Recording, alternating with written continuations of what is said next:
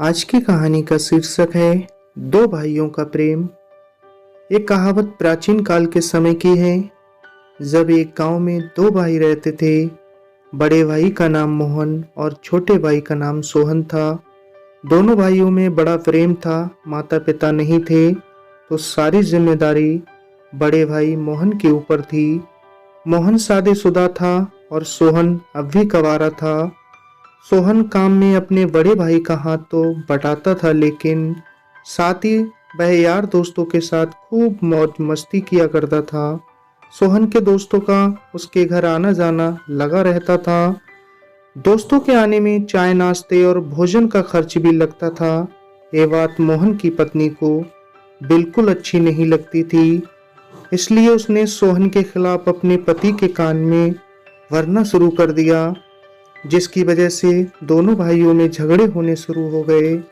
एक दिन दोनों ने आपस में बैठकर विचार किया, इससे पहले कि आपसी संबंध ज़्यादा खराब हो जाएं, उन्हें अलग हो जाना चाहिए। फिर दोनों भाइयों में जमीन जायदाद का बंटवारा हो गया। खेती के बारे में यह निर्णय हुआ कि जो भी अनाज मिलेगा वह दोनों में आधा आधा बंट जाएगा। दोनों भाई अलग अलग रहने लगे। मोहन की पत्नी बहुत खुश थी, क्योंकि अब उसे सोहन के दोस्तों के लिए चाय नाश्ता नहीं बनाना पड़ता था। लेकिन दोनों भाई खुश नहीं थे। बंटवारा हो जाने के बावजूद उनका प्रेम कम नहीं हुआ था। फसल पक चुकी थी। दोनों भाइयों ने उसे बराबर बराबर बांट कर वहीं खेत में ढेर लगा दिया। उसके बाद मोहन अपने छोटे भाई से बोला, देखो सोहन, तुम्हारे दोस्त बहुत हैं, उनको खिलाने पिलाने में काफ़ी अनाज लगता है। तुम अकेले हो, सही देखभाल ना होने से कुछ अनाज खराब भी हो जाता है, इसलिए तुम 5 बोरी अनाज ज़्यादा ले लो। इस पर सोहन ने उत्तर दिया, नहीं भैया, मुझे ज़्यादा अनाज की ज़रूरत नहीं है, लेकिन आपका परिवार है, बच्चे हैं, इसलिए आपको अधिक अनाज की ज़रूरत है। आप 5 बोरी अनाज अधिक ले सकते हैं।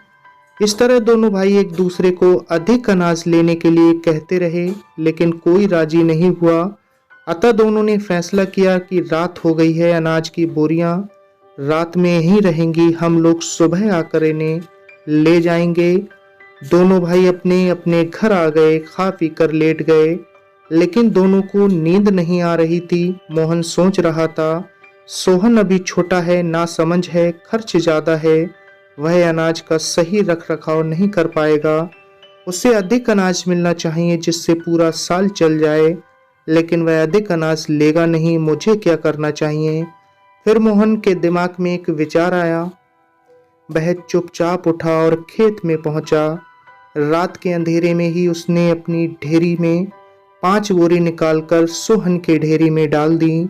इसके बाद वह घर आकर चैन से सो गया।